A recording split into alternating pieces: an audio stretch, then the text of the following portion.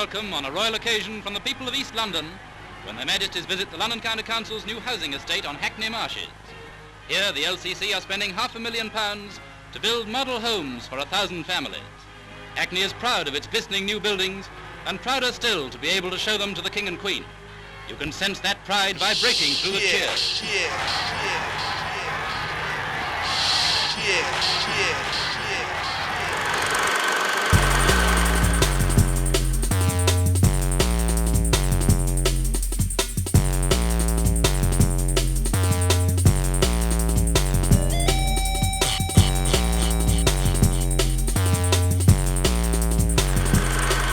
When I was 12, suddenly my old man reappeared. We moved into Hackney when I was just 11 from Islington. I wanted to take over the world. I wanted to be a lawyer. I wanted to be Prime Minister. I wanted to do something big. I just wanted to do what my dad was doing. He'd just come out of prison from Dartmoor Prison, where he went away when I was 2 years old. My dad was already a well-known guy and sort of, you know, he could handle himself and he was a bit of a jack the lad. Where I grew up, low aspirations or none. It was like, we're never going to be nothing. I remember once I went into the back garden and I found a starter pistol, do you know what I mean? Like a flare gun. And I was like, Dad, what's this? And he put a flare in it and shot it in the air. And from then I was like, man, I just wanted that lifestyle. I was moulded off of that, always to look after myself. Thatcher's Britain for me meant I was in Essex. As long as you worked hard, you got up and you cracked on, that you were definitely going to be a millionaire. You know, wasn't everyone going to be a millionaire? Fast money. My dad was up to no good and I just wanted to be like that. That was my main goal, to just be like my dad. I was just trying to get through school, man, just being a kid. A lot more black people, a lot more foreign, a lot more mixed. We moved in and I moulded to that. My grandfather used to play, had an electric organ, and I was very close to my grandfather. My mum, they'd have people around at the weekend and the guys would be playing dominoes. The old bill were brought to Hackney to like try and get these kids, these little villains, into fishing. I remember learning the recorder. I wanted to choose art. I would bunk off of English geography and go over the tech block and make speaker boxes. Then the glockenspiel and the xylophones. It wasn't really drawing or that, it was more about making things out of clay. Having guitar lessons. And if not speaker boxes, fishing rod rests and that. Trumpet lessons. And me and my brother would be playing the music. But we stole all the trumpets. You put the system on, the records on top, and they drop one by one onto the deck. As the next one finishes, the arm comes back, next one drops down and then comes back on again. And it was one deck, your mum's got a speaker, let's have that. And we begged, borrowed and stealed and built our very first one deck reggae sound at the age of 13 years old. And we used to control that, me and my little brother, 7-inch records. So I was always down the arcade, like, after school, or probably when I was supposed to be in school. I've always been about technology. We ended up selling them for about £6 to a second-hand shop to buy fish and chips. Yeah, back in the day. I don't know what year that was 69.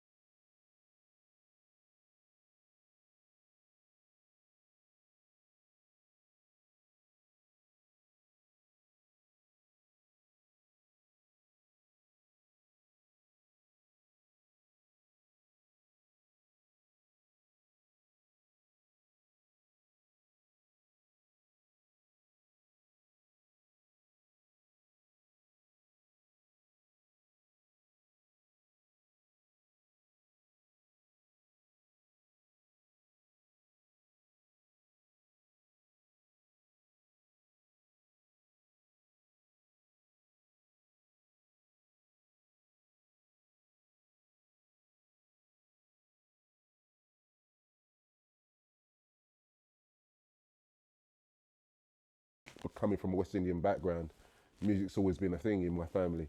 But I was playing my uncle's records when he was out. I'd like, look at the records when he was out and just like try to put everything back exactly as I found it. Right from my grandparents down to my dad, down to me, and then that whole blaxploitation, Afro, Superfly era, I was like, grew up right in the middle of it. And so that was my influence. I had a jazz funk collection. Started liking reggae, liking lovers rock, liking the whole big speakers. I didn't know. I had no idea what I was going to be or what I wanted to be. I had no idea whatsoever. I just wanted not to be in trouble. A lot of people that put on parties were pretty heavy fellas. I was in the same class at school with Smiley from Shut Up and Dance, Daddy Earl, and a guy called Errol Francis who was DJ Dexterous, Kings of the Jungle. The pressure from them, right, as much as, you know, for me to be creative was like, I better do them a good flyer. I was 19 years old, I was a little kid really riding around. Then my other mate from school used to do mobile discos. Didn't know how people scratched, I didn't know what the pitch was for on the side. And then he graduated into getting a sound system. Me and Earl and Smiley would purposely get money for clothes and buy the cheap clothes and put our money into the sound system. And just sussed it out myself. Be willing to break into warehouses and maybe get arrested in the morning. It's quite intimidating going into that place and meeting these people. Going up to Coventry, Birmingham, the Midlands and further, quite a lot where I maybe made the decision that I could actually make a go of this. So, okay, all right, yeah, I've got it, yeah, I can do that. And you walk out there and go, whew, okay, I've got the job.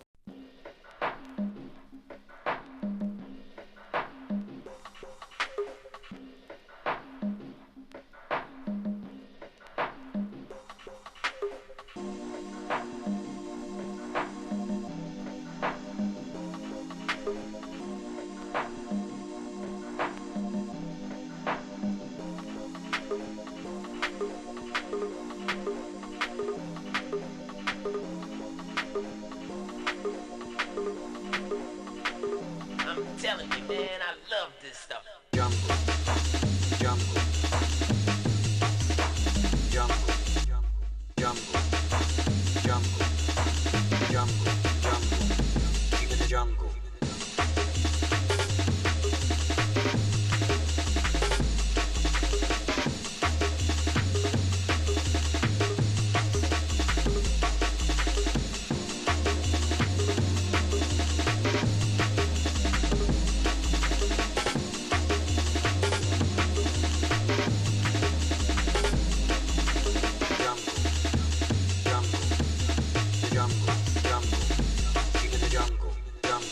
Phil had by that time was, this is Eastman, who runs Cool FM. We called it Cool FM. It was all hardcore, you know what I mean? British hardcore. We used to call it jungle techno because it had that fall to the floor and the break beat mixed into one. That was 91, 28th of November 91, that was born. We got to know each other because he was running security at Telepathy for his old man. By 92, the jungle flavours were coming in. Jungle was there from the off. It was part of the hardcore movement. A lot of people try and claim ownership. There's no ownership. I don't know about the terminology, but I know the music was there anyway. Even like, you know, a lot of us would say like a London thing. Out in the sticks, out in the country, that you have people doing the same thing, man. Specifically, black culture is starting to have an effect on that new culture coming in. Then references from black culture are starting to be introduced in the music. That was me. I knew music was my life. But then what's happening while those references are becoming introduced into the music, you know, their white counterparts are enjoying it. This was just meant to happen.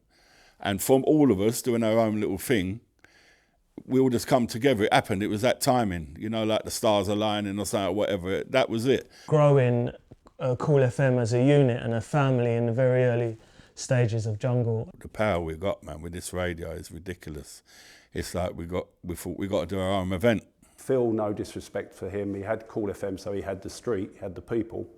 But the joke is he wouldn't have known his way out of fucking Hackney if it wasn't for me. And Richard approached me about doing an event. I think things were, on his rain dance thing, it was slowing down a bit, or he was moving differently, doing different things. With my contacts and that, I got a warehouse in Curtin Road. I said, well, I've got a name, you know what I mean? He goes, all right. He said, what is that? I said, Jungle Fever. The idea for the name actually came from Phil, because he's a keen fisherman and he liked the book Carp Fever. And the reason I said Jungle Fever was because of Black and White Relationship, Spike Lee film. That's what it was named after, the Spike Lee film, where it's like, you know, that's how they called it. And they said if black guy went out of a white woman, it was jungle fever, or vice versa. So that's why we called it jungle fever, because we're there for everybody. I also knew a designer, which is my mate Pez from Rain Dance days. I'd have flyer bug, and that would like be this kind of sort of semi-depression that I'd go into. Again, that's something that Phil wouldn't have known about. So went there, told Pez what to do. I kind of broke through the pressure of trying to find an idea. We took the production up a complete level from everything that had ever been seen before. A mask, so that, you know, we potentially could have everyone in the crowd, you know, wearing the flyer. We used to hire BBC film props. There ain't no stopping people outside. Oh, not tonight, mate, you can't come in. It was going to be a flagship for Jungle. This is the scene, you know, I mean, this is us. And ultimately, that was why I was always introduced and played as a resident on Jungle Fever. When it came down to lineups, within reason, then I left that to Phil. I was moulding it off of the sound system, the reggae sound system days, with lots of artists, lots of entertainment. He knew who was cutting edge, knew who was coming through. Hard entertainment all the time. But I think we were the first people to play Andy C out. But I had them in their order as they were, because of the certain music they played and how they was going to play. It was the same with the MCs. Some were very ragga, some were more hip-hop kind of MCs, some were very English. So what I try and do was not have too much of one thing. That's where I started first playing jungle, you know, Rose, Turnmills, Linford Street Studios. You know, that's where, for me, jungle was starting to get that vibe. People like Ron, SL, Youngblood and those sort of people, they're names that I was aware of via flyers, etc. when I was doing Rain Dance. He knew the ropes, man. And then, you know, you could bring in a ride or whatever following on from that. It was just everyone had their, I knew what was what with it in their armory.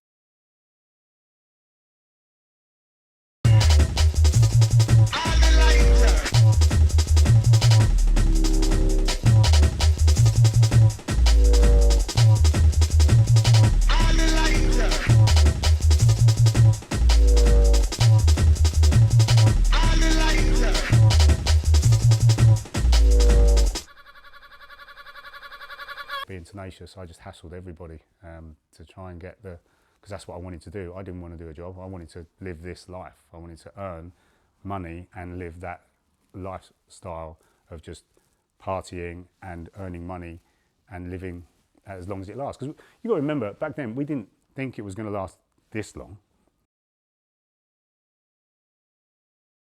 We were the most exciting parties.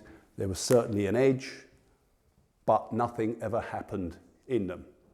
Our first two, Jungle Fever 1 and 2, lovely.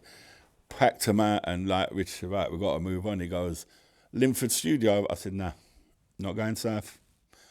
Richard said, Phil, Linford's is the place. Because the actual owner of Linford Film Studios obviously was into films. So he wanted us in there because we were like BBC props, etc. and, you know, made it into a kind of film set at the actual party. Talked to my missus. Me and Sue was like, no, because I'm not silly. And back in the day, you had East and South, never really gelled. Because we didn't have our security. 3 guys went up to the door and they got blanked. They played it wrong. The security took the piss out of them and ridiculed them a bit. I remember the guy looking at him and saying, is that how you really going on? He goes, yeah. He goes, all right. Certain faces went away, came back, fired a few shots off. One of the bullets went past Susan's face. It basically scraped her face. And it was all a bit Wild West out there or whatever. All the security run. All of our security that we would have normally used, they were all there having a party with us. They've shut up the place and gone, but everyone see a chance because it was so ram out, so everyone wants to push in there. They think of a look, but we held the door. We turned round. No security, they're all gone. So we just spoke to the copper and he let us run it and we securitised the event ourselves. I go around the back where they've got a great big garage. All the security were in there having a meeting. They're going home. I said, what are you doing? Oh, no, it's unsafe. I said, it's unsafe for security. I said, but that's your job. Security get paid to make the place safe. You can't pick and choose. They're like, oh, no, mate, we don't get... But I said, all right, They all went home. Some of them turned their jackets inside out, and they all went up, marched out together up the road and went. Here is this rave that we're all synonymous, we all know it synonymously with London. The old Bill come. The old Bill basically said, right, we're locking it down. You lot, whoever's in here now can stay in here. If they go, they can't come back in, and we're not letting no more in. So Rocky done about a 4.5 hour set, because they weren't even letting the DJ in or nothing. Okay, well that's that, you're fucked now, that's the end of that, it's all over. And our decision then was, right, it's got to come out of London, because they're just being stupid now. I mean, many of the people who played on the bill of Jungle Fever were all from the same area, and of Hackney even, let alone London. I said, no, we'll just go straight up to Coventry, to the edge. It was the first sort of full-on jungle event to be taken out of London, you know, like in a big scale. If you want to come to Jungle Fever, get in your car or coach. And they're like, huh? And that was the real thing of getting Jungle Fever on the road. Like, confusion, Phil, like, what the fuck? Out of London for a while, cool yourself down, sort yourself out, because, you know, you're going on a bit silly now. It's like, wow. So we got over that. Then afterwards, I kind of looked at Richard with a told you so face. Right?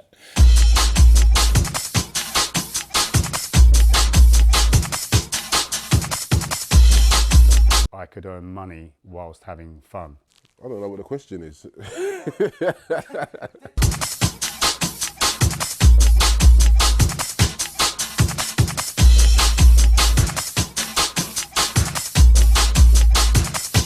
For me, it was just a tune.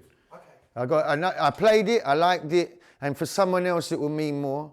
You know, like everyone's got, you know, like if we talk about food or football teams or music, everyone's got their special moments. I loved the Helicopter track, and it smashed it, and it was a great track, but it wasn't, like, for me, a game changer for me.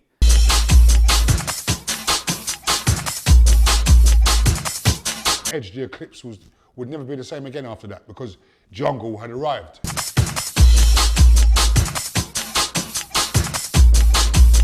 I actually learned to scratch before I could mix.